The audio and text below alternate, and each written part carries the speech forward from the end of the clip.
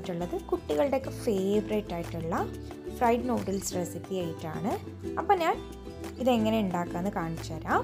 അപ്പോൾ അതിനായിട്ട് ഞാൻ ഒരു സോസ് പാനിൽ വെള്ളം തിളപ്പിക്കാനായിട്ട് വെച്ചിട്ടുണ്ട്. വെള്ളത്തിൽ ചെറുതായിട്ടൊന്ന് ബബിൾസ് വരുന്ന സമയത്ത് ഞാൻ അതിലേക്ക് 3 പീസ് നൂഡിൽസ് ഇട്ട് കൊടുത്തു. അപ്പോൾ യിപ്പി നൂഡിൽസാണ് ഞാനിവിടെ യൂസ് ചെയ്യുന്നത്. ഇനി ഇത് നന്നായിട്ടൊന്ന് വെന്ത് വരട്ടെ.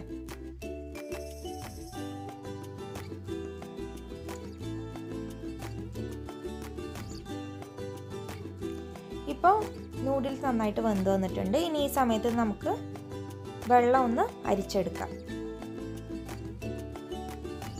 ഇനി നമുക്കിത് എങ്ങനെ ഉണ്ടാക്കാമെന്ന് നോക്കാം. ഇതിനായിട്ട് ഒരു ചീനച്ചട്ടിയിലേക്ക് ഞാൻ കുറച്ച് ഓയിൽ ഒഴിച്ച് കൊടുത്തു. അതിലേക്ക് ചോപ്പ് ചെയ്ത് വെച്ചിട്ടുള്ള ഇഞ്ചി വെളുത്തുള്ളി ഇട്ട് കൊടുത്തു.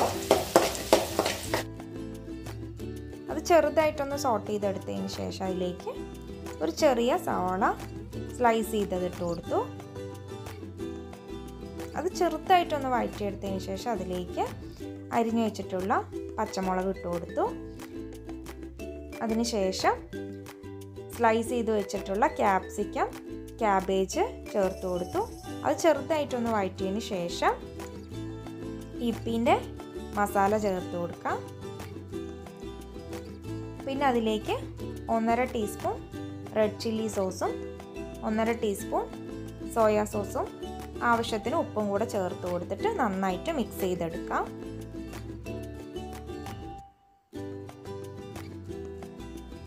ഇത് നന്നായിട്ടൊന്ന് മിക്സ് ചെയ്തെടുത്തതിന് ശേഷം അതിലേക്ക് ഊറ്റി വെച്ചിട്ടുള്ള നൂഡിൽസ് ഇട്ട് കൊടുക്കാം.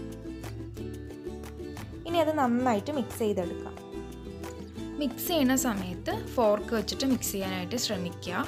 അല്ലാന്നുണ്ടെങ്കിൽ മുഴുവനായിട്ട് പൊടിഞ്ഞു പോകാനുള്ള ചാൻസ് ഉണ്ട്. അതുകൊണ്ട് അങ്ങനെ ചെയ്യാൻ ശ്രമിക്കുക.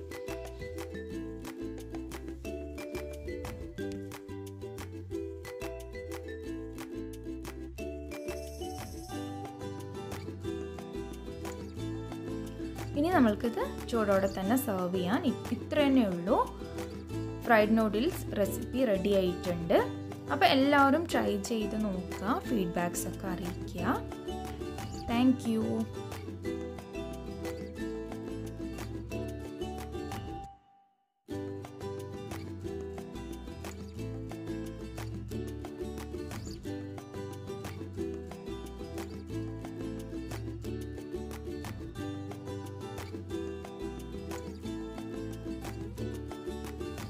അപ്പോൾ ഫ്രൈഡ് നൂഡിൽസ് റിസാൻ്റെ ഫേവറേറ്റ് ആണ്. അപ്പോൾ റിസാനോട് തന്നെ നമുക്ക് അഭിപ്രായം ചോദിക്കാം. കഴിച്ചിട്ട് അഭിപ്രായം പറയും.